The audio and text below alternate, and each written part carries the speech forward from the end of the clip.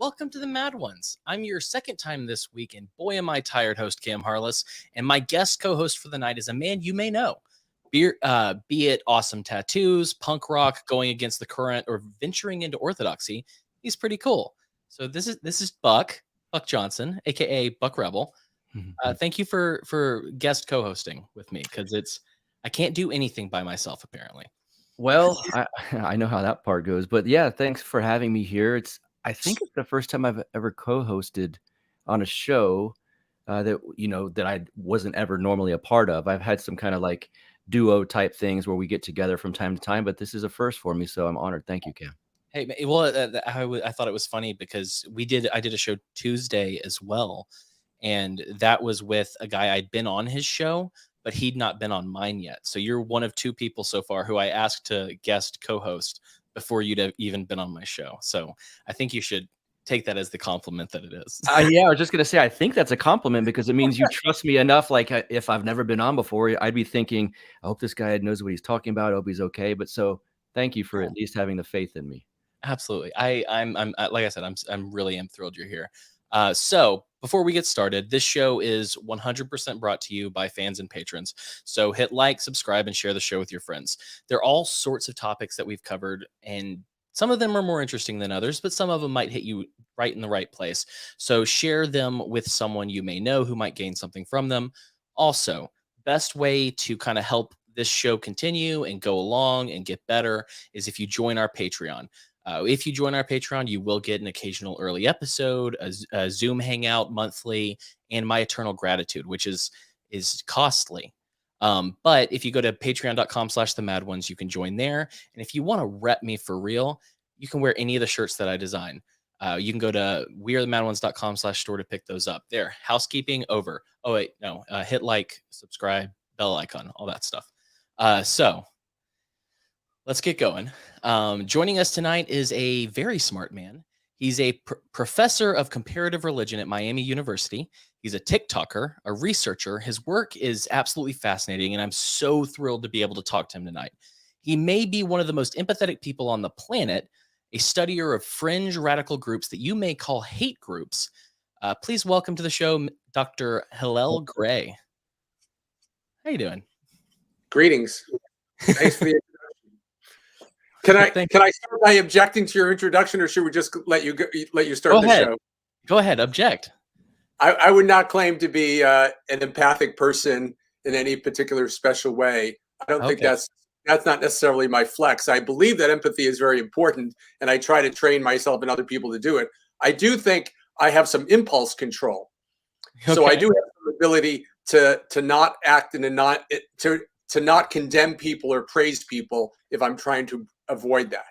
So I do manage to be non-judgmental in a lot of times, but I don't think I have any special flex in terms of being any more empathic than anybody else in the sense of empathy being, a way to resonate with somebody, understand their emotions and that kind of thing. But I love the introduction. Thank you. That's great. No, I love a good correction. I'm one of those weird people that if I'm not corrected, I'm not happy, because I know that, not in this case necessarily, but in the future, if I say it again, I'm going to be so mad that I didn't know I was wrong the first time. Like, I don't like repeating falsehoods, it's not my deal. But no, I found you on TikTok probably a couple of months ago. And I remember the first TikTok that I saw, you were just kind of explaining who you were and how you studied, comparative religion. You studied these fringe groups, and you were like, I've done studies and talked to the Westboro Baptist Church. And I was like, you have to have some kind of self-control to talk to these people. So I just really wanted to know all about you, what you do, what you've learned, all sorts of things like that. So would you be willing to start by kind of giving your own introduction so that it's better than mine that I had to write myself? No, you're good. You're good. But you might want to tell people Miami University is in Ohio. If you don't follow certain sports, you might be thinking of University of Miami. But I live in Cincinnati. I'm about 50-minute drive from campus. Gotcha. Okay. Yeah, because I saw Miami and I just assumed Miami. I feel like most people probably would. I only knew it from college football for some reason. That's right. Yeah. Cradle of coaches, they say, whatever. Mm-hmm. But yeah, so could you tell us kind of what got you into comparative religion, why you studied what you did, like what led you to where you are today, TikToking as you are? Yeah, well, being a somewhat older person, my whole biography is a little bit long, but basically, I spent a number of years doing research and writing about corporate social responsibility issues, and I was the policy director of the National Environmental Law Center. So I really had a pretty long career. Uh, and at one point in the environmental work, there was a big shift towards what's called environmental justice and a lot more involvement from churches and religious groups. And I got interested in that. I thought, oh, it'd be fun to start to study some of these issues from a religious standpoint. So I went to the University of, well, I got a master's degree at Harvard, then I went to the University of Chicago, and I got a PhD in religious studies. And my work was not actually originally having anything to do with groups like Westboro Baptist Church. My specialty was more in religious ethics and Judaism, contemporary Judaism and Jewish ethics. And I did a postdoc at Emory University in Atlanta, and Westboro Baptist Church came to do their thing, do their picketing at different sites around Atlanta. I got interested in that. I thought, oh, wouldn't it be sort of interesting if we just sort of set up some kind of carnival of hate and made fun and mocked the way that they do hate and do like a teaching around it. And I thought, oh, that was very clever. We could sort of ridicule them. And then I realized it was not very original at all. All sorts of people mock them and despise them and make fun of them and dismiss them and so on. So I thought, okay, that's not very original. I wonder what if I actually approach them the way I'm trained, which is trained to approach people in a sort of academic, interested way of trying to understand a different culture. Okay, at that time, actually, I was doing bioethics. I was a medical ethicist, or not. I wasn't a. I was learning to be a medical ethicist at a hospital in Atlanta through Emory, and so we would go visit patients, and we would just, we were trained to just listen to patients, and no matter where they were coming from, we would try to be accepting to whatever was going on with that patient. And so I decided I would take some of these same kind of skills and apply them to Westboro Baptist Church. What if I just approach them in a non-judgmental way, try to understand what's going on with them, just like you might if you approached a culture, or in my case, if you approach, say, a patient in the hospital. So that was sort of the introduction to it. Does that make sense? Oh, absolutely. Yeah. Well, let me ask. So you obviously, you said you studied some. You went into contemporary Judaism and things like that. So I did notice your is it called a yarmulke? Or kippah in Hebrew. Yarmulke is fine too. Okay. Because I've heard the other word, and I don't recognize it and can't remember it. So I was like, hopefully this is okay word. But so may I ask what kind of branch of Judaism you're a part of? Well, one of the interesting things about my work is I try to not take moral or theological positions in public. Gotcha. Okay.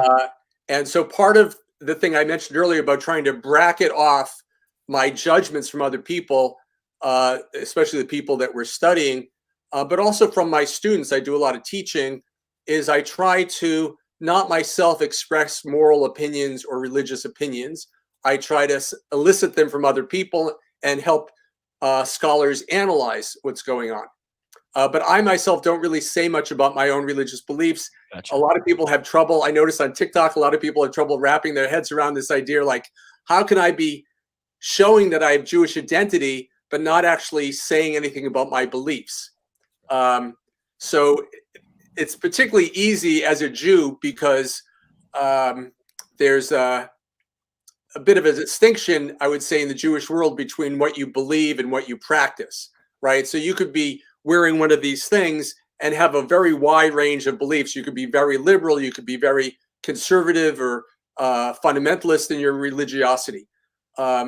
So the fact that I wear it does identify me as a Jew, but doesn't really say anything about my particular Jewish beliefs. Right. So since follow-up question then, as you can see actually behind you in the image that I put up, you can see phrases on the Westboro Baptist Church signs like rabbis rape kids, Jews stole some land, Jews stole the lands, different things like this. Yeah. So talk to me about the first time you spoke to, I don't know, Shirley, or I'm sure you've met Megan Phelps Roper, but True. Yeah. how was that first conversation, knowing that they carry signs like that? I was very nervous the first time I met with them.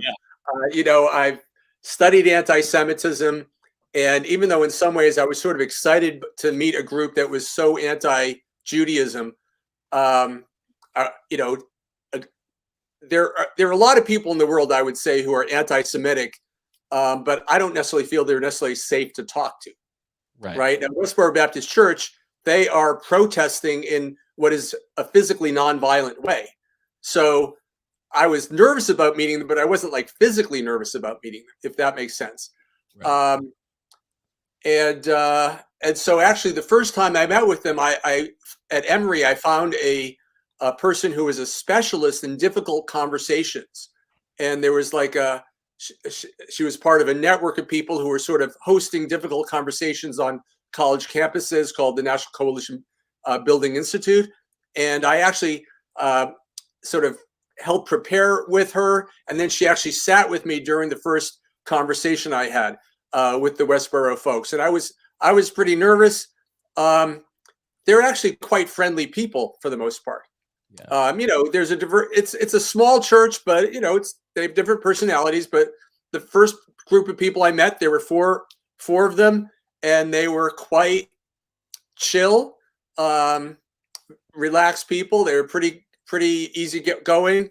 One guy, Pastor Tim Phelps, tends to tease me. He teased me the first time we met. So, I'm sort of a sensitive guy. I don't like to be teased, but it was okay. He teased me about being like nerdy. I don't know where he got the impression that I, of all people, am nerdy, but he didn't give me a hard time about being Jewish. And when I went to Topeka, Kansas, where their church is based for the first time, I also again brought some support people because I was nervous about what it would be like meeting all these people. And again, they were quite hospitable to me. Some of them are a little more intense with me than others. And we did talk about their views on Judaism. They have a very traditionalist Christian anti-Judaism in their approach. Go ahead. No, I was gonna say the only thing, because I am Christian, and I have a degree in biblical studies. So that's, religion fascinates me of all types. And so, I've studied a little here and there. But that's one of those, are they dispensationalist in that way? Or because a lot of times I'll find that dispensationalists are either very for the Jewish people or very against them. Well, they don't really talk about dispensation, so I don't really take them that way very strongly. But I tend not to ask them about their theology. I'm not really as interested in their beliefs. I'm interested in what they're like as people, what the lived experience is for them, how it is that they got to be who they are. Right. So I'm trying to understand some things that you can't understand by reading their sermons, that you can't understand by the usual way that they present themselves and describe their theology or their beliefs. Some of the things they do are very controversial, like why do they picket at the funerals of military soldiers? Well, all soldiers are military, but whatever. Picket at the funerals of soldiers.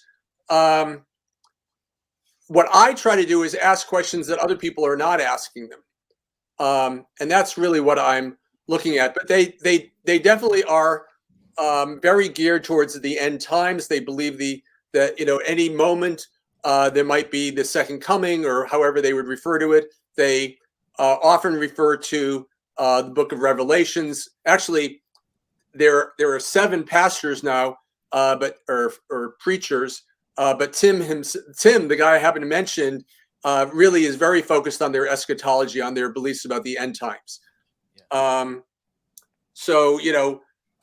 And actually, this may be part of an advantage of being a Jewish person, a Jew going to visit them, because they believe that in the end times, there'll be 144,000 Jews that will be saved along with the true church. Yep. Okay. The true church to them is like Westboro Baptist Church. It's like a few dozen people. Okay. Now they don't deny the possibility that other Christians that there might be other people who will be saved, but they don't themselves see other people acting properly. But they do believe that there will be, I guess it's, is it 12,000 from the 12 tribes, I guess, who would be saved in the book of Revelations. I guess that's what, chapter 13. Okay, I'm not sure where it is. Okay. Yeah. By the way, I leave that to you to cite the New Testament. And by the way, I've taught, I don't know the New Testament very well, but I've taught Hebrew Bible. But compared to Westboro Baptist Church, as they would say, I am Bible ignorant. Gotcha. Because they can cite the Bible so well. They know a chapter and verse so well. Shirley Phelps Roper, who you mentioned, she can just spit out those verses by heart so well. And I understand the Bible in sort of an academic way, but I don't have that level of fluency. Go ahead. Right. No, I was just going to say, I may just want to at some point, if you like it enough here, to actually have you on to talk about the Hebrew scriptures, because that's something that I'm really diving into right now. Especially, I have been reading a book on Revelation, because that's another thing. I'm like, how do I understand this? How am I supposed to read this? But I've been reading about like ancient cosmology and the surrounding understanding, Second Temple, like all of that, and I find that all fascinating, because that's like one of my favorite things to talk about at this point. That's great. Yeah. But yeah, so let me ask, and Buck, if you have a question or something you want to say, just feel free to jump in at any point. What was I going to say? Well, I got all kinds of stuff I can say. I've been jotting notes down. Oh, heck yeah. And it's interesting. So they think, I mean, this might be too much of a New Testament question.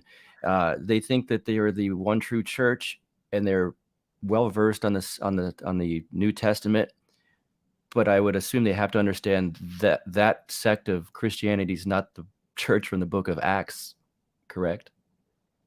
They do see themselves as what's the expression? The candle, the candlestick that's always been, the church from time immemorial. So, or not immemorial, from the time of Jesus, right? So, so they do think that they are carrying on the Christian.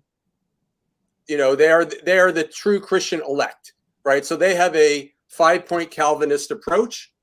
They believe that that God has an elect, that God has a group of maybe the large majority of human beings are reprobates or damned, and they don't know I think when you really talk to them about it, they will say they don't know for sure that they are themselves personally the elect, right? But they believe in the Calvinist understanding of an elect group that God has chosen by grace, and that from what they can tell, they are that body. Is that what you're asking me? Kind of, yes. It's interesting coming from my background to hear them say something that seems strange or maybe incorrect, but to each their own. I'm not judging this. I would like to ask also, do they feel threatened? When you meet them, do they try to, let me see who this guy is, check out your credentials? Do they often feel that like there's fed threats coming into their scene, if you will, that they've got to watch out for? Sure. They I don't know that they feel threat like any kind of danger, because they feel that God is protecting them, and they certainly put themselves in harm's way when they go out and do these pickets, and there's 10 of them and a mob of 1,000 people maybe coming at them sometimes. But they don't trust outsiders. They basically see the world as in a somewhat binary structure, sort of us versus them kind of thinking. And they are like the sheep, and we're the goats. And we're the goats. And so I would say at the beginning, certainly the first time I went to Topeka, I got a lot more pushback than I have since. They're wondering, like, am I an agent of Satan? Am I an agent of the evil forces in the world? And they just have to be wary of that, and they question my motives and so on. Over the years. So that was back in 2010. Now they've known me for a dozen years. They're more accustomed to me. but that doesn't mean that they don't necessarily think I'm good. You're not going to go to brunch with them. Well, actually, in the last year or so, they actually did sort of invite me out for dinner. We did sort of have a little bit more social time with them than we have in the past. Sometimes it's been more sort of like formal sit-down interviews. So I think we have a certain kind of rapport. And one of the main things I'm trying to accomplish is to see if it's possible to have some kind of warm, professional but warm rapport relationship with them, even though they do see the world in these very stark terms. Is it possible, by not being judgmental, by not condemning them, by not being dismissive of them, by treating them as respectfully as I can, does it sort of change the dynamic? So many people in the media interview them. They were very famous, or whatever. They were very much in the popular media around 2013 or so, when there was this, Louis Theroux. Say what? Was it the Louis Theroux documentary stuff? Well, there was that, but also you remember there's a Supreme Court case, and so they lost before they got to the Supreme Court. They lost an $11 million judgment that would have maybe bankrupted the church. So they got lots of media attention, but almost nobody comes at them the way I do, which is like, just let's talk. Tell me a little bit about who you are. What was it like growing up? What's it like being who you are? I'm never trying to argue with them over their beliefs. I'm never trying to argue. I've never, like, even the kind of thing you said, like, that you don't believe, or you don't agree with that. I don't ever say that to them. And what I want to know is, what's it like to be, say this one small group in a city where everybody else is, seems to be antagonistic to them. What's it like to have your children go to school and be bullied in school? What's it like to go to these, they work in various kinds of jobs. What's it like to be harassed in your job or fired or not, because of your association with this church? I got one more really quick. Based on what you just said, is that kind of alluding to the fact that in that small town, most people kind of know who they are, and they'll see someone at the grocery store and it's like, that's one of the people from the Westboro Baptist Church. Well, Topeka is pretty small. Yeah. Certainly for decades, everybody knows about the church. Right. I mean, the church is one of the biggest tourist sites in Topeka, and it's one of the main ways Topeka has been in the news for the last 30 years. I think there's a lot of resentment among Topeka residents. I've met with not a lot, but I've met with various Topeka residents over the years. But it doesn't mean that people recognize the individuals, right? So Shirley Phelps Roper and a few other people, certainly Fred Phelps, those people were recognizable, but their siblings and their children and other people in the church are not well known. I don't think as visible, the way you're asking. Mm-hmm. Sorry. But that's what you meant, like, see them in a supermarket, right? Correct. Yeah, because you had mentioned like the kids feel threatened sometimes, or do they feel threatened? And I thought, well, does everyone even know who these kids are? That kind of thing. Yeah, but well, in your school they do know, okay. Right? In the school, first of all, if your last name is Phelps, there's a good chance people are going to figure that out. And even with the other last names, I think people do eventually figure it out, and it can be difficult for them, quite difficult for them. I can't imagine being a part of that in any way. I wouldn't want the heat, even though they don't get the heat everyone else does. Question. I was going to ask, I have some friends who truly believe that the Westboro Baptist Church and the way they function, that it's not an organic movement that came out, but rather one that may have been fomented by someone like the FBI or something like that, like some federal agency. Is there, from your experience, is there any truth to that? Or are they just sincere? Well, let's leave the sincerity thing aside for a second. The thing you're describing is sort of like an Alex Jones hoax kind of thing. And Alex Jones, didn't he just lose in court? I think mean, so. Yeah. It's not so much it's like the FBI created them. It would have to be they could have done this thing organically that's why I asked if they were worried about a Fed threat, because they could have easily have infiltration without them, kind of like the mob used to have with the FBI. Yeah, no, I mean, this is a very small group. I think it arose organically. The church goes back to the mid 50s when Fred Phelps Sr. started it, and he was a controversial character before they started the campaign that made them famous, their anti-gay campaign. He was already somewhat of a character in Topeka, and the family was already stigmatized in school, for instance, for reasons that might surprise you. Such as, if I may ask. Well, Fred Phelps Sr., remember, this is Topeka, board, Brown versus Board of Education, Topeka. He became a civil rights lawyer and did litigation on behalf of African Americans in civil rights. Yeah. Okay. And so his family was badmouthed for being supporters. There are rude ways of saying that you're a lover of African Americans. And so he and his family, have stories, or well, now he's passed away, but his children have stories of what it was like in white, conservative Kansas, being these liberals who were supporting African Americans back in the 1960s. So they were stigmatized for that. They were also Calvinists, like I said. So they did not want to celebrate Christmas. They did not want to do all the school pageantry over the holidays. And so that also sort of differentiated them from other people. So they were already sort of on a certain kind of path. And then what happened was they got very invested in dealing with homosexuals, or we would now say just gay men.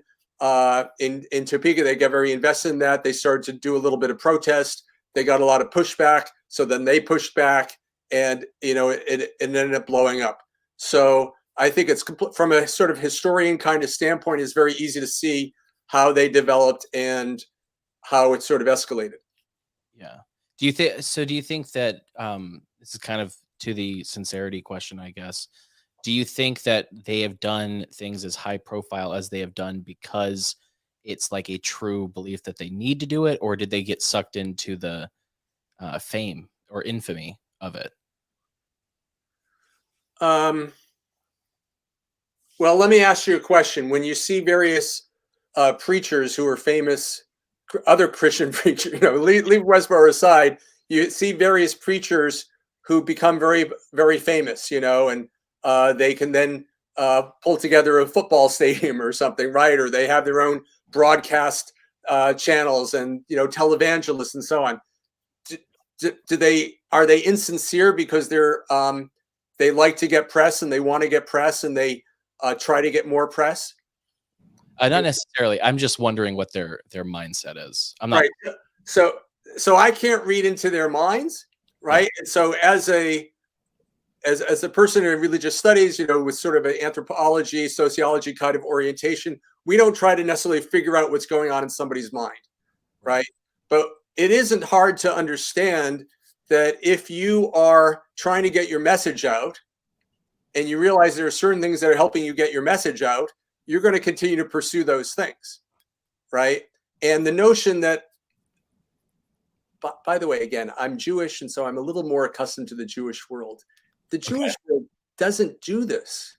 There are hardly any Jews out there who are promoting Judaism in a big media way. We're not out there trying to convert a lot of people. It just is not a thing in the Jewish world. But in the Christian world, it's considered a duty. It's considered a commission of God that you should be out there trying to, evangelize or spread the gospel. So this is the gospel that they believe needs to be spread. They believe that the word of God needs to be put out there. And again, it's not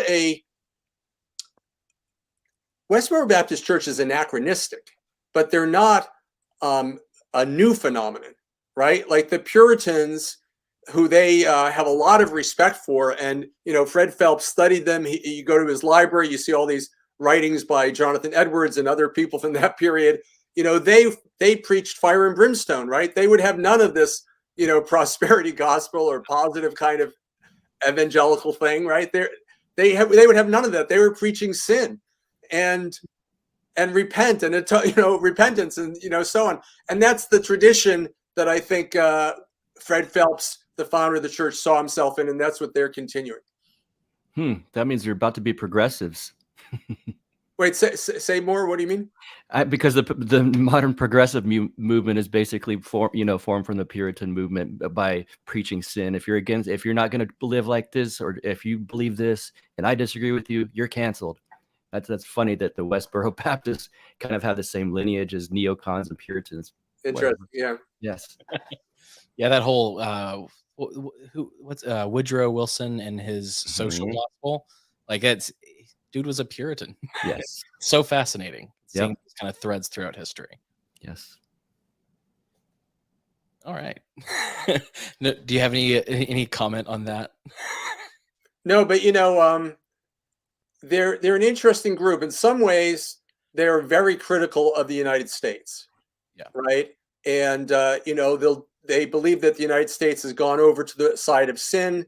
They, like I said, they picketed at military funerals. They see the presidents as really evil characters, like the like an antichrist kind of character. They're very critical of the U.S. military, but at the same time, they also have a great deal of respect for certain aspects of the United States, and a certain kind of American exceptionalism sort of comes through them. They believe a lot in freedom of religion, and they are certainly been pushing the boundaries of that, and they're aware of that. And so there are people in American history that they respect. I'm not sure I could name all of them right now, but others who sort of represent this sort of maybe what we might think of as a sort of Puritan mindset, but in a very American way, right? And that the American constitutional system is set up where you don't establish religion by the state, certainly in the view of the Westboro Baptist Church, but also I think many people's view, it's a non-establishment approach, which allows religion to flourish, in the hinterlands and so on. Gotcha. So I mean, obviously, is the Westboro Baptist Church the only kind of hate group that you've spoken to and talked to, or have you reached into other, I don't know, churches, organizations as well? Yeah, no, I'm very interested in trying to find other groups to cultivate. Unfortunately, I have a fairly small project, and I do a lot of teaching. So I work with students, and I bring them to Topeka with me, and we have this whole sort of field trip, field research work that we do. And Westboro is somewhat unusual because they're so intensely oppositional. They're anti-gay, anti-trans, anti-Judaism, anti-evangelical, anti-Catholic, and so on. But they're also very accessible, right? And many of the groups who hold some of these same intense positions and are labeled hate groups are not as accessible, might be a little bit more scary for me to bring undergraduates to. There is one group that I have been able to pursue. I'm hoping to pursue others, but there is another group that I've been able to pursue partly because of my background in Jewish studies, and I'm interested in it because I have more expertise in Judaism, and that's a group that is a ultra Orthodox, very devout. I might say they sort of maximize the religious experience. They're super immersed in their religious world. Some people call these folks fundamentalist. I don't know if that's such a great term to try to apply outside of Christianity, but this is an ultra Orthodox Jewish group that many people think is sort of like the Jewish version of Westboro Baptist Church. I didn't know there was one of those. Oh, yeah. So can you say it, or would that mess things up for you? No, it's called Nature Carta. It's a very small group. They have some people in Israel. They have some people in New York. And the reason why they're considered so radical and so controversial is because of how anti-Israel they are. Oh, okay. Okay. because as you may know, most American Jews are very pro-Israel. There are various, critics of Israel in the Jewish world, and some of them, on the left are very critical. But this group is very unusual because they're deeply religious. They're ultra-Orthodox Jews. They look like stereotypical Jews. If you Google, Jew on Google images, you'll see pictures of folks like this. But they have a strongly anti-Zionist position, and this particular, there is a range of people like this who are anti-Zionist, but this particular group is not only anti-Zionist, but they are pro-Palestinian. So they have met with Hamas. Wow. They have met with Hezbollah, all right? And they've met with the president of Iran, who, as you may know, was considered a very anti-Israel, anti-Jewish kind of person. And they believe that the Palestinians should be running Israel. They don't believe that there should be a Jewish state there. So this has drawn enormous animosity from sectors of the Jewish world. Like when they met with the president of Iran, like just people like flipped out. Yeah, I can understand that. So I was like, I'll be honest, I was kind of hoping you were going to say Black Hebrew Israelites, because I thought that too. I don't understand them, and I would love to. Right. So that's a group that I guess you saw. I had a series of TikToks on there are various types of Hebrew Israelites, and I'm very interested in that sector. And I think I will be able to understand it, maybe better than the average person because of my background with Judaism and so on. And right. And but they're actually a good example of why this is difficult to do, because the group, there are different types of Hebrew Israelites, and some of them are very, I don't know what you'd say, sort of mainstream, not very intense kind of people. They have a different religion. They have a minority religion, but they're not that unusual. But there is a sector there that is very intense and is labeled as a hate group. And they're the group I would like to meet with, but I think they're not as open as a group like Westboro Baptist Church, or as this other group, Neturei Karta. Now, Neturei Karta, the Jewish group, they were open to me partly because I'm Jewish. So that did sort of get me in the door. But I don't happen to be African-American, which would probably help me get into the door more easily with the Hebrew Israelites. But I think I will try to meet with them and see if I can cultivate any kind of entree to a group like that. So just on the topic of the Black Hebrew Israelites, I was speaking with a Hotep, someone in the Hotep movement a while back. And, like from an outsider's perspective, not thinking about, like religion or anything like that, just like how I've interacted with these two different groups in one way or another. I just asked, so how similar are Hoteps to Black Hebrew Israelites? And boy, did I get an answer, because they, like, that guy was like, well, they're the Jews and we're the Egyptians. And, they spread those lies about how we enslaved their people. And I was just like, okay, but like, I was just asking, like, do y'all I guess you don't get along. Apparently they're enemies. And so I learned that. And I thought, if you didn't know that, there's a little tidbit for you. Yeah. And one of the things that I relied on when I was doing the TikToks on the Hebrew Israelites is some research by a professor who categorized them came up with 4 different subgroups, right? Okay. And one of those subgroups is really very close to rabbinic Judaism, to ordinary, what we would say is sort of like ordinary or mainstream Judaism in the United States. There's a group there that is fairly close to it. And in fact, one of their main leaders has sort of dual citizenship in both in that brand of Hebrew Israelite religion and in the Jewish world. So that group, they would be seen very antagonistically by this more radical Hebrew Israelite group, right? Because they would see them as collaborating with the ordinary Jews, who they think are like phony and, bad characters.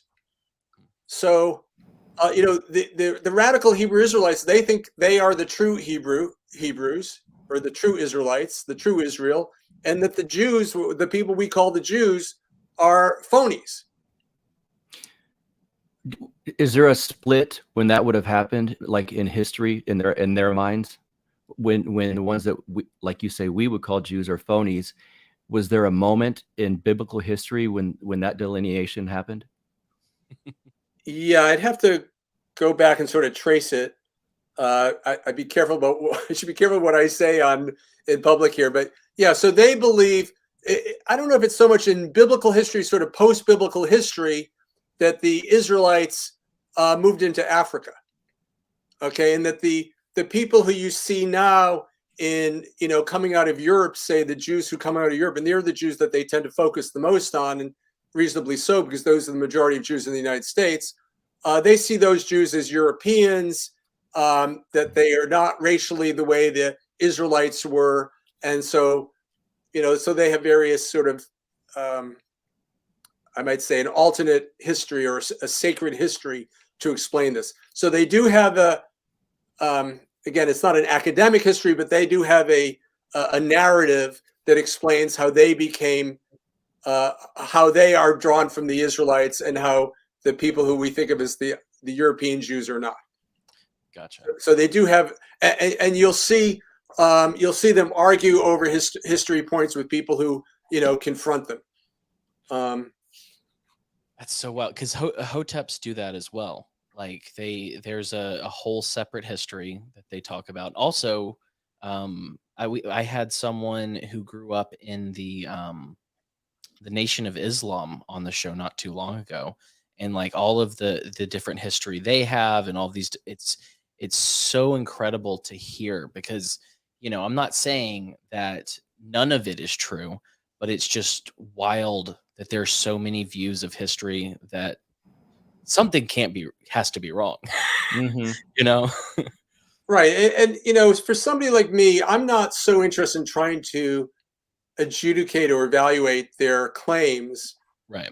I don't take them serious as academic history. They don't publish these claims in academic journals, so they don't need to be subjected to that kind of yardstick. And the fact that they think that the Jews are not the true Israel, look, you can take offense at that if you want. Again, I feel like I have impulse control. It's not going to really bother me. And let's keep in mind that Christians may not have an alternate history, but there's plenty in the Christian world, certainly historically, where Christians said, we are the true Israel, and that the Jews are no longer the Israel. The Jews no longer have the covenant with God, that the body of Christ has replaced that. And that's actually part of the reason why the term Judaism exists, why the term Jews exist, because when Christianity sort of became more and more powerful, they displaced the Jews intentionally, and they wanted to take the name Israel for themselves.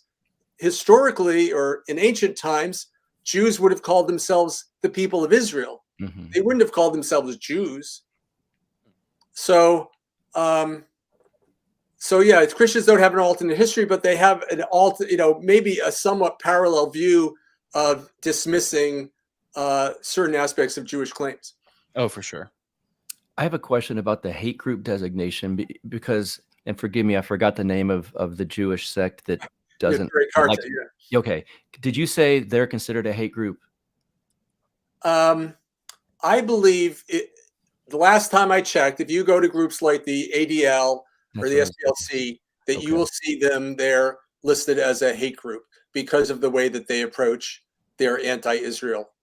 Right. So it's one thing to be critical of Israel, but I think once you step into saying that the state of Israel shouldn't exist, Jews should not have their own country, once you go there, a lot of people would consider that anti-Semitic. Is the ADL? By the way, I myself do not decide who's a hate group or not. I don't like that terminology.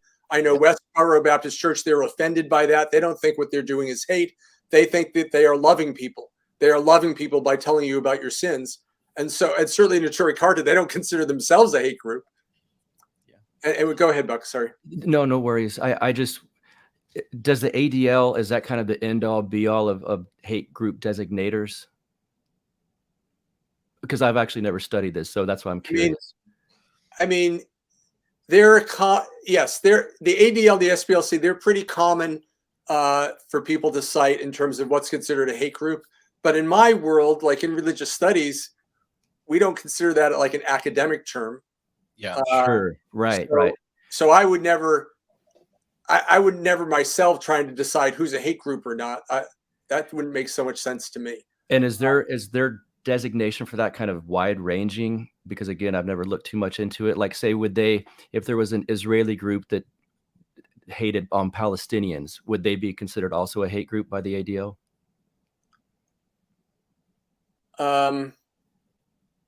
It's quite possible. Yeah. Okay. I mean, I really don't know who everybody's on their list, but No they worries. have, if you go to the ADL, for instance, I'm pretty sure they have like a map and a database. They've got neo-Nazis, they've got Christian hate groups, they've got Islamic hate groups, they've got, like I said, I think this Jewish group.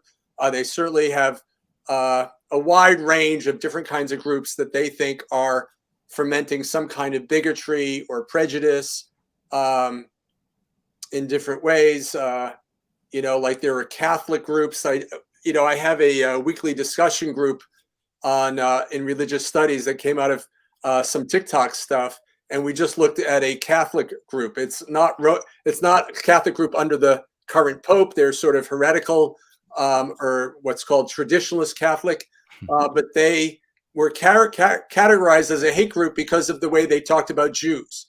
Right? They said the Jews, are not going to be saved. They're damned to hell, and they need to all be converted to Christianity.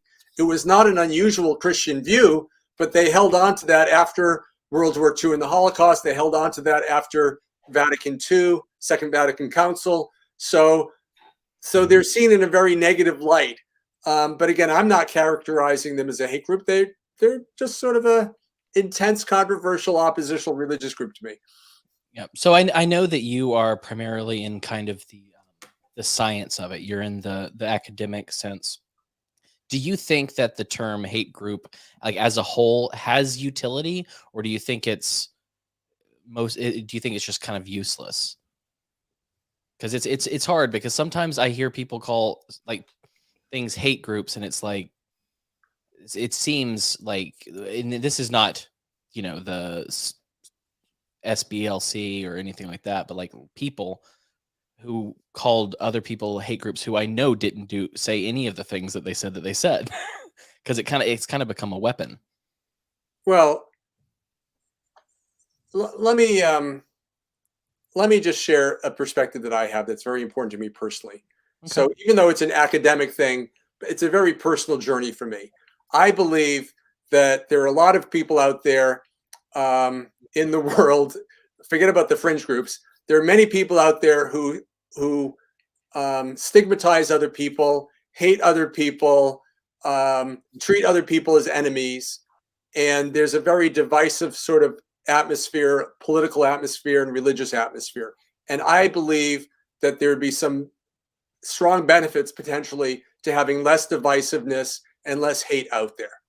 Absolutely. Okay. So, just to give you an example, Democrats versus Republicans, I think there's a large number of people who are very divisive, very, can't stand being at the dinner table with somebody from the other party. They can't imagine themselves marrying or their children marrying somebody from the other party. It's gotten very intense. And so I think it's very meaningful to me to go to my students and say, let's talk to a group like Westboro Baptist Church and just try to understand them, see if we can relate to them and people, see if we can connect with them emotionally, empathically, get to know them, and not come at them with these kinds of labels. Right. And maybe not focus on the things that you find most offensive or that disturb you, but figure out a way to bracket that and develop the skill so that you can sit down. You're never going to have a chance to sit down with Westboro Baptist Church again, but you're going to sit down with somebody who's a Biden supporter or a Trump supporter at your Thanksgiving meal or something like that. Learn to connect with people as human beings and relate with them as human beings. And so for me, the labeling of hate groups isn't so constructive to that goal of mine. Right now, is that a helpful thing for me does that sort of come across clearly? Yes. Very clearly. Right. Yeah. Now, I have not converted ADA, the Anti-Defamation League, to this project, right? So they have their goals, they have their reasons, they have their strategies for fighting things like, various kinds of racism and prejudice, and like the Klan is a hate group and things like that. So they have their strategies. I'm not trying to dismiss what the AVL does by any means, but my approach is to try to develop the skill set so that if my students want to be able to reach across these very sharp dividing lines, they can learn how to connect with people as human beings. Yeah, I think that's what's missing from a lot of discourse these days. And it's something that I had to learn. Like personally, I had a couple of situations and things that I went through in life that rocked me to the core, rocked me about how I thought about other people, where Right. So for instance, I had this it's a very religious view of it. So get ready for that. You may love it. But I remember when it was announced that Osama bin Laden was killed. And Osama bin Laden, bad guy, did bad things, terrorist, evil. But as I watched all of my fellow college students like dancing and celebrating this man's death, it hit me in such a bizarre way because I'm sitting here learning about the Hashem. I'm learning about Jesus. I'm learning about all of these things, and this push towards love, and all of this, and I can't stomach the idea of celebrating someone's death. I couldn't be in the Westboro Baptist Church because of something like that.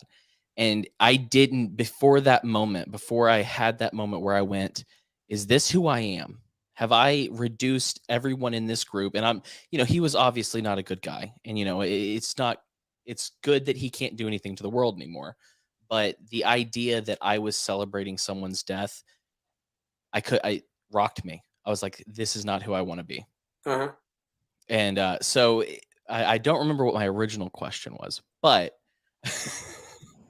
I could just interject there and say, when I teach Introduction to Religion, one of the main books I've worked with is a book that looks at Al-Qaeda and tries to understand Al-Qaeda as a religious group, and it analyzes them really from the perspective of religious studies without any kind of condemnation being built into studying of Al-Qaeda.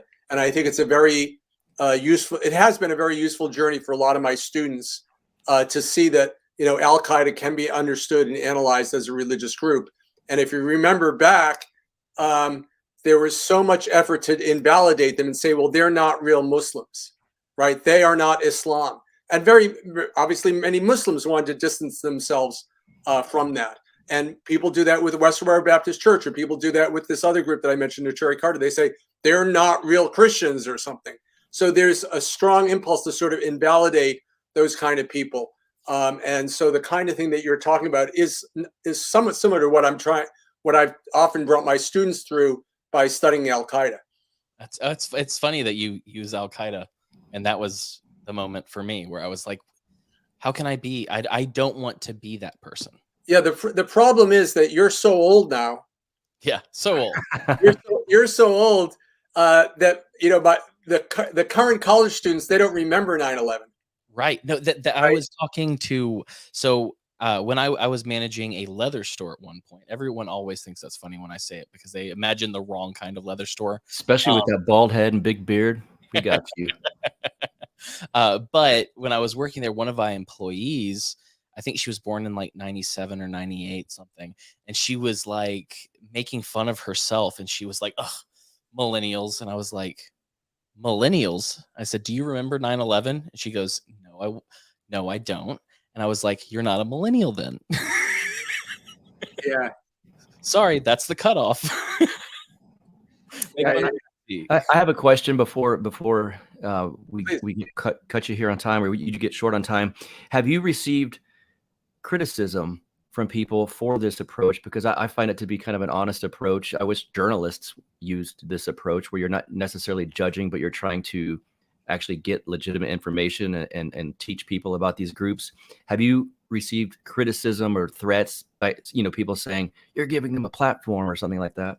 Yeah, giving them a platform is, I was going to say, is one of the main objections that we get. And I've certainly had other criticism as well. Maybe that I'm not, that I'm not being critical enough, that I'm not helping people see where they're wrong. Yeah, I think it's not coming to mind, but yeah, there are various criticisms of the kind of work that. Oh, another criticism, by the way, in academia is whether it really makes sense to approach groups in a non-judgmental way, and especially, okay, maybe not the non-judgmental part, but one of the things that I do is, like I said at the beginning, is I don't talk about my own beliefs, Right. and I don't express moral judgment. So I have this TikTok account. I'm trying to get followers, but I'm never like making moral judgments or religious judgments. And there are many academics nowadays who might say, no, you should tell people what your beliefs are so that they can then evaluate your biases. Okay, so that's a somewhat more methodology kind of criticism that I get. So I certainly get criticized. Fortunately, my department at Miami University really appreciates the work that I'm doing. And I think there are plenty of other scholars who are sort of fascinated. Not everybody feels that they could go visit Westboro Baptist Church. A lot of people feel like that's sort of a bridge too far. But I think they respect the kind of work that I and my students are doing. Yeah. Well, I will just say, when it comes to the giving them a platform thing, one of the other things that I've heard people say is, like, you'll see a fairly famous person interviewing someone that everyone essentially considers is not a good person, or could be a terrorist or something, and they get mad when the interviewer doesn't attack them for their beliefs and doesn't fight them in that moment. And I find that's extremely bizarre, because part of the reason why I do this show is so that I can understand people better, so that I can hear who they are, hear their stories, hear what's how they got to where they are, what they believe, and I find it so bizarre that people would just want there to not be that communication. I don't understand it, because it's like when 9/11 happened, to make it a 9/11 themed episode. I mean, it is September after all. Um, uh, when the attacks happened, and what was it, Bush, that had said something about, they hate us for our freedom, and everyone was saying, don't read what Osama bin Laden wrote about his reasons why. And I was like, that's really bizarre, because there may be some legitimate grievances within even though there's some crazy stuff in there may be some legitimate grievances that we could fix, right? I mean, like, what if I think one of his reasons was the sanctions on Iraq and the children dying of starvation. Yeah, we should stop doing that. Maybe we should listen to that part of it. So I don't understand that personally. Yeah. Yeah, and I think, some people say, all they want is attention, and you're giving them attention, like this thing about the platforming. But I'm giving them a different kind of attention than they're getting. Yeah. I think human beings do deserve attention. They don't necessarily deserve attention to, every picket sign. But I think human beings do deserve to be connected with and listened to, and have somebody come to you and be genuinely interested in what makes you tick, and try to understand you empathically, and try to have some kind of rapport with you. So giving them that kind of attention, I have no regrets about it all. And I don't, I don't really spend a lot of time arguing over the platforming thing, because the U.S. media has catapulted Westboro Baptist Church, and so many other people catapulted them to be super famous for various kind of memes and stuff. And so I think what we're doing is really sort of a drop in the bucket compared to that. So you said let's try out an hour, and if you don't want to go longer, we can shut it off. I'll go a little longer, but let's go like 10. Do you have other questions, other things you want to talk about? Yeah. Oh, for sure. Absolutely. I'm enjoying talking to you. So, I mean, I'd like to know more about you. But one of the questions that So we've talked a lot about the Westboro Baptist Church. That's your primary research. But what do you think would be the 3 biggest and most important takeaways that you've had so far speaking to these people? Like, have you found their humanity that other people say they don't have? Whoa, what are the biggest takeaways? I mean, I think the biggest takeaway maybe is how much it changes people to meet with them. I think people are just astounded when they come with me and meet with them. It really changes a lot. Most of the people who've come have really sort of walked away like, wow, that was the, and even though I prepared people, like there are students who've gone with me after a semester course of studying the whole project and this kind of thing, and it's still sort of like an amazing experience for them. So, I think a big takeaway is what you learn about yourself. Okay. You learn about yourself differently when when you're under a certain kind of discipline. And in the case of my research assistants, they're under my discipline. Right? But I'm also under my discipline, right? I'm also under a methodology. And when you go approach people with this sense like, okay, no matter what happens, I'm not going to, what's the word? I'm not going to come back at them, right? I'm not going to vent at them all my feelings. I'm not going to tell them how angry I am or whatever feelings come up. I'm not going to be doing that. I'm going to try to listen to them and understand them and stay curious. Okay. I'm going to try to withhold judgment or suspend judgment or bracket judgment. And I'm going to try to stay curious. And I think that is a very powerful takeaway. So for instance, I have a guy I knew, I don't know, he's now graduated several years ago, but he's gone with me 3 times. He's an African-American queer man. So he was not so out at the first time he went, but he's certainly a lot more comfortable as he gets older with his identity. And for him, it's been a very powerful experience. And I think people don't realize, and I'm a Jewish guy, right? And I've had Jews go with me. I think people don't realize that when you meet with the Westboro Baptist Church outside of the picket line and outside of the media spotlight, that they don't come at you the same way, right? They might still say things that are disturbing or offensive to you, but but it's a manageable thing. So the way that it changes us, I think, is an amazing thing. And again, the people who have gone with me, some of them have gone back 3 times, but most people are not going to spend much of their life talking to Westboro Baptist Church folks, but they'll spend all their life speaking to Democrats and Republicans in the United States.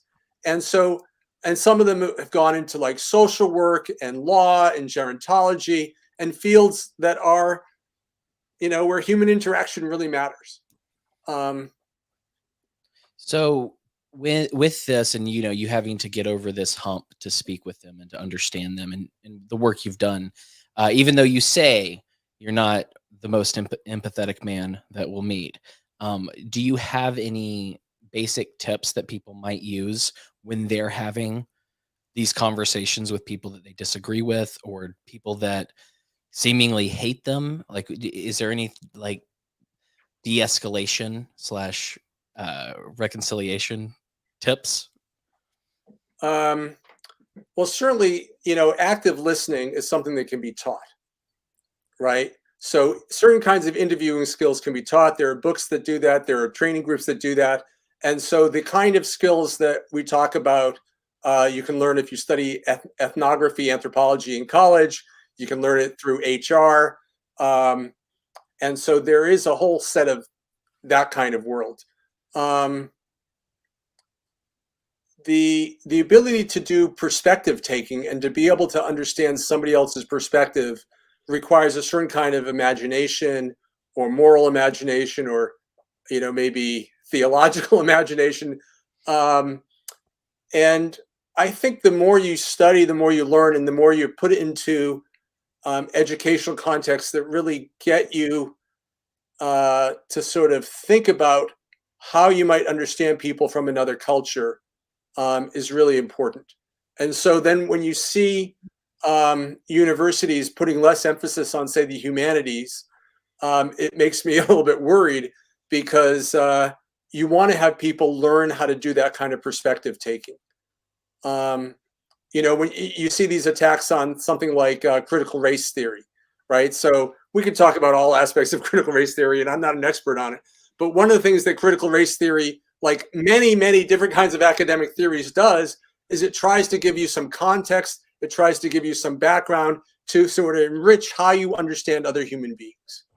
And so I think if you go to visit a group like Westboro Baptist Church, or Republicans or Democrats, depending on where you're coming from, it'd be great if you can sort of learn to have some impulse control and think about, can you imagine what is their perspective? And one of the problems that we have in universities, I would say also, but certainly in the general world, is that we're so much in information, what do you call it? Echo chambers, or information silos, right? So if you're a Democrat, you read certain news or watch certain news. If you're Republican, you watch other news. And so you're constantly bombarding with just one perspective. And there are very few people who are switching back and forth between MSNBC and Fox, right?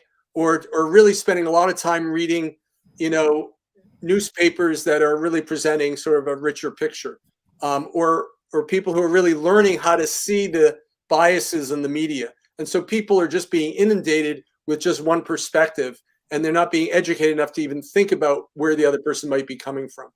And this happens at the universities too. I don't think that we've escaped that. Buck, I feel like you probably have a list of questions. This time I was just listening because I thought he only had 10 minutes, so I was just kind of taking it all in and listening, kind of like he was talking about. You were active listening. Well, I mean, I have my last big question, which I ask everyone who comes on the show. But if you have any more, fire them off now, and then we can do the big question. Oh, well, now I'm anticipating the big question, so go for it. Oh, you don't know my big question? Oh, it's a very simple one. It's a put you on the spot one too. When this show used to be kind of political, and I have, taken a lot of that crap out of my life. I just am not interested in that at all anymore.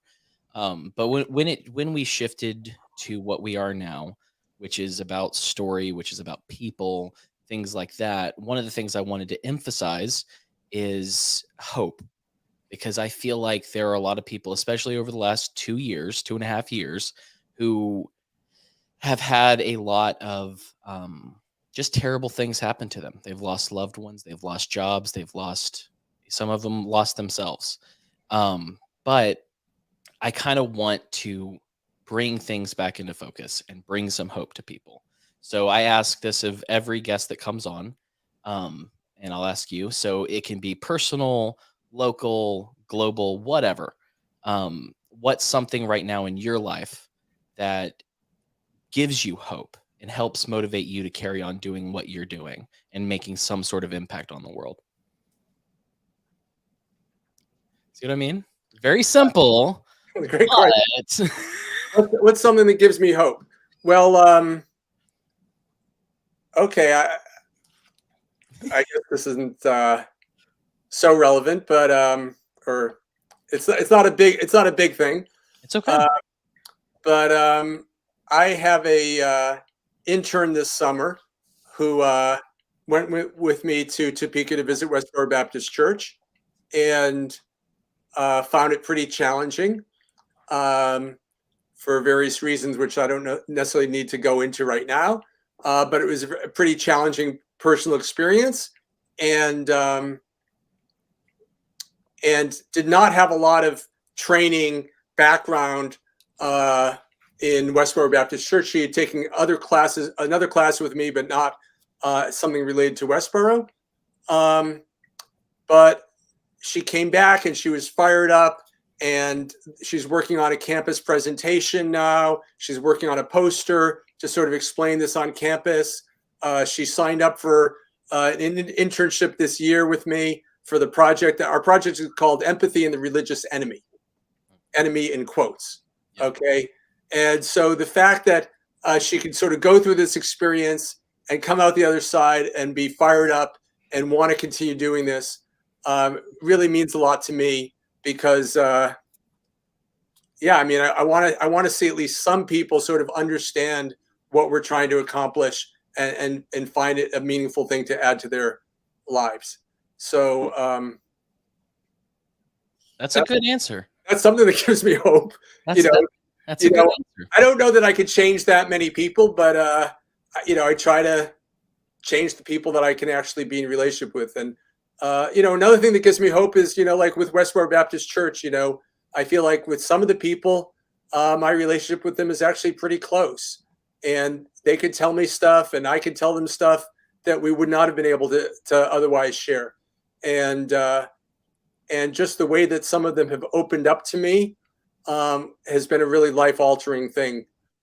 Just to see that if you do approach somebody with a little bit of listening and a little bit less blaming or judging, they're able to really talk about who they are.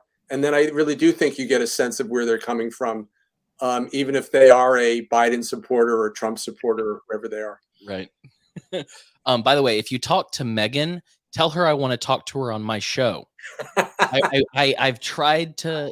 I think we're friends on Facebook. Can't get through to her. So she's a hard person to get. Yeah. I'm just saying. I'd love to talk to her. But that's a good question. I mean, a good answer. I mean, the question. The question was great. I like it because it brings out so many different aspects of who a person is. Mm-hmm. It's a lot of fun. And I'm get ready, Buck. I'm asking you once Dr. Gray is gone, you get thank you, my dude. Thank you both so much. This has been a lot of fun. I really appreciate it. Love your questions. And it's gotten me thinking about all the ways I should have been answering them, but that's great. Awesome. Well, I do want to let people know where to find you. And you just correct me if you want to add anything. I will put the link tree or whatever version of that you have in the notes for people to click on. But if you want to follow him on Twitter, he's at H Gray, Gray, not E. Yeah. The last name, not the color. That's what people have said in the past. Is that what you say? Yeah. And if you want to find the project's Twitter, it's at Empathy Enemy. And if you'd like to check out his TikToks, by the way, I want to talk to you about Satanism at some point, because you're starting to get into that. It would be another great group to approach. Right. Yes. Yeah. Okay. Sorry. That got you excited. It's okay. No, and I fascinating. But if you want to watch his TikToks and kind of see him in short bursts where you can learn something, and you had a TikTok the other day where someone would talk about, well, I'm a Christian, as if that meant I'm one of the only ones who really gets it, sort of deal. And I watched that and I was like, this stinks, because like I'm kind of a nomad right now, and it's not because I'm that. It's just I don't know how to answer the question. I can tell you a list of things, but it's just you made me question myself, Dr. Gray. Shouldn't do that. But one of the good things about that particular TikTok is that so many people came on and said, I'm Catholic, and when they said I'm a Christian and you're not, here's what it felt like. Or I'm a Mormon, and when they told me I'm not a Christian, here's what it felt like. So TikTok really is an opportunity. It's little snippets, but for people to really tell a little bit of their story, even if they don't do a video, of what it's like to experience some of the religious stigma that is always being sort of battered around. So so that particular TikTok, I think a lot of people could connect to, this whole discourse of I'm just a Christian, what that feels like for them. Right. I found it very interesting. And if you want to catch more of that, you can on TikTok, he's at Prof Gray, Profgray. Like I said, I'll put your link tree in the notes. Anything else you want to mention before you? Awesome. Well, thank you so much. I've really appreciated talking to you. Thank you, Dr. Gray. I hope we can talk about Satanism in the future. Yeah, let's do it again sometime. Take care. Thank you. Bye-bye. Bye. All right, Buck. Oh, Ooh, yeah. stretch. Okay, so I need an evaluation. Since you're guest co-hosting, how was it? That was interesting. He had some perspectives that that were cool. Quite honestly, there's some things that were. I think he has a bias that I don't, and I could tell a little bit. But he had a very good approach to, I guess you could call this journalism, and I wish more journalists had it. The one quick. Sometimes when you're involved in a university, you're swimming in it. I thought it was funny when he said he was discussing you can be in an echo chamber, and he goes, even to some extent, universities. And I'm like, you think? I couldn't think of any place more of an echo chamber these days. But fair enough. I'm not swimming in that sea. But I thought he was cool. And I think his point about getting to know them, I kind of jokingly said, well, you're not going to have a great dinner conversation with the Westboro Baptist guys. And he said, well, kind of. And then he talked about that story. And I was like, wow, that I would like to be sitting at that nice dinner conversation, because I mean, I'd like to have one with those guys too. It's curious. So Oh yeah. It's neat what he's doing. Yeah. And that's what I love, having these conversations with different people. And it's like, I have my, specific biases and bents, and they're probably very, very similar to yours. Like, yeah, I'm sure both of us in our heads, when I asked the Fed question, we're like, yeah, I mean, come on, yeah. they do stuff. Yeah. Yeah. But no, I love that you were here to ask the questions, and not do the yelling at them for disagreeing with you thing. That's awesome. Oh yeah, I wouldn't do that. And I didn't think you would, but I'm just so thrilled that it went as well as it did. But I do have to ask you the question. Uh-oh. So, dude. So now it's like I am on your show. Yeah, man. I did it with the last episode too, because I'm like, you've not been on my show. I have to ask you a question before you go. Get a double dose of hope. So what is something that's giving you hope right now? What's keeping you going despite the hard parts of life? Yeah, that's for sure. Yeah. I would say that, well, for me personally, it's Orthodox Christian Church is by far the easiest answer and most true answer for me. And that's about the main thing besides family, of course. Yeah. But yeah, the Orthodox Christianity. Yeah. And me. You. Yes. I'm just messing with you. So what I'll do is, since you're going to be co-hosting on several of them, you're going to get a couple of different questions as you get to know me a little bit better. Okay. Because I love those. I like people. I like understanding them. But we can wrap it up now, and we can go on our way. And then you're going to be on next week's, right? I think so. Cool. Yeah, that one should be pretty low key. You don't have to worry about offending anyone on that one. But for everyone who doesn't know, or who just found out, this is Buck Johnson. He has a show called the Counterflow Podcast, which you can find all of his stuff there at counterflowpodcast.com. He's on Twitter at Buck Rebel. Is there anything else you want to throw people's way about finding you, or are you concise? Yeah, that's pretty much it. The podcast is on any podcast platform. We have it on YouTube as well. If you search Counterflow with Buck Johnson, pretty easy stuff. Everyone knows how to search and find these things these days. So, what was funny, and someone had tagged you when I had said, "Hey, who are some good guests for the show?" And I think that was the first time we ever interacted. Okay. And what was so funny was, I guess it was a couple months ago, like within maybe a week, within like a week of each other, we both talked to Justin Marler. Oh yeah. We did it completely separately, found him completely separately, booked him. And I was just like, okay, I get this guy. Yeah. Also, I can't tell you how thrilled I am that there's another person here on this screen that's more tattooed. Inked up. Oh yeah. Someone put in a comment on one of my YouTubes the other day, embarrassing tattoos. Like, me? Which ones? Which one? Yeah. I'm trying to think if I have any embarrassing ones.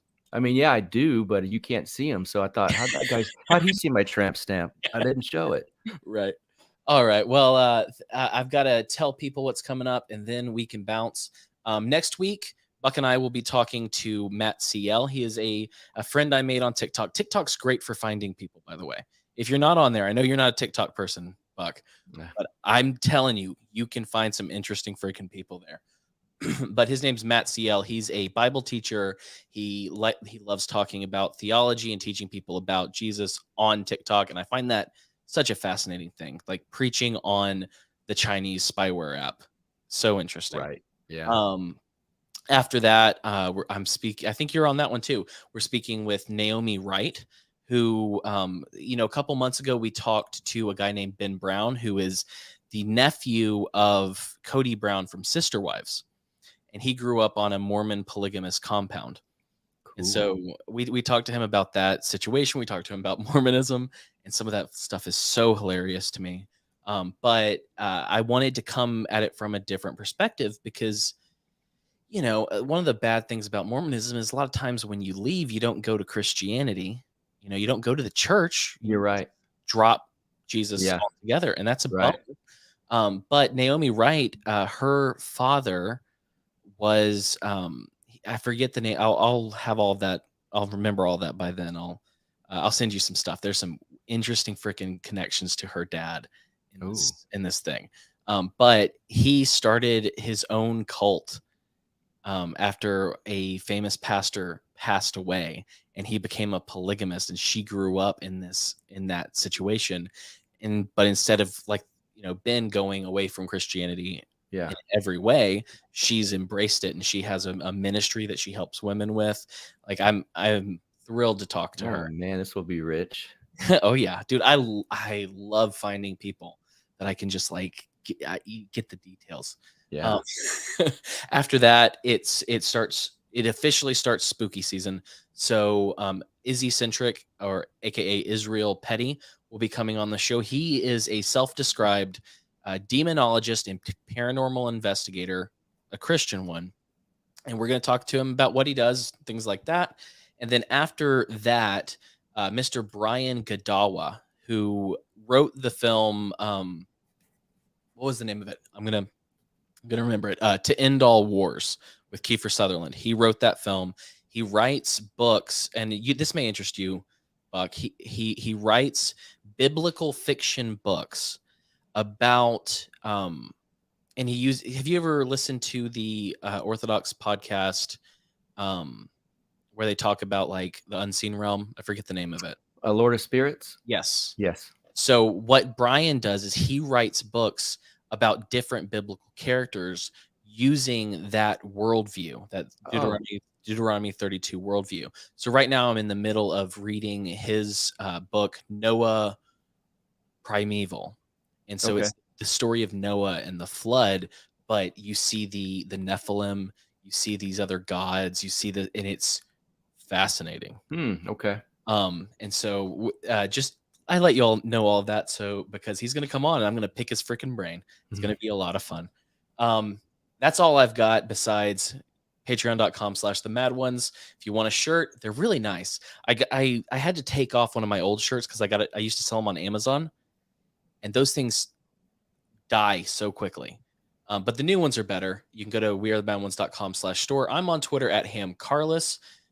Buck's on Twitter at BuckRebel. If you're listening and you'd rather watch, youtube.com/themadOnes.